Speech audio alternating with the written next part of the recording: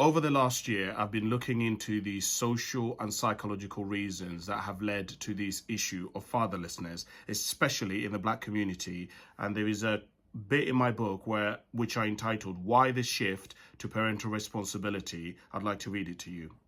I want to dig a bit more into this. The change from parental rights to parental responsibility was not simply a matter of changing terminology. It was a profound shift in how society viewed the family dynamic, and it was rooted in several underlying factors. One of the primary reasons for this change was a growing recognition that children's best interests should always come first. The traditional idea that a father had a right to see his children or decide their fate began to be challenged by the realization that children are not possessions, but individuals with rights of their own. This was encapsulated by the 1989 Children's Act, which placed the children's welfare as the paramount consideration in all legal decisions. In this context, the idea of having rights as a father was less relevant than the need for parents to take on responsibility for the well-being and development of their children.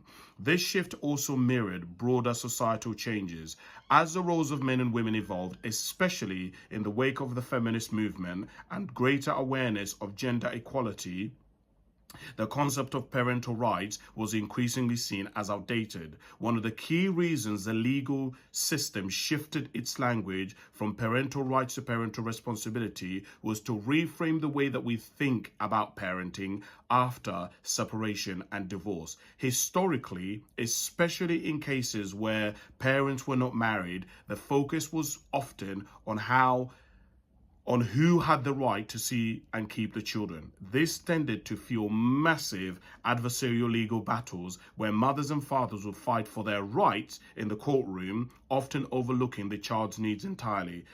But there's also another less spoken about angle, that of money.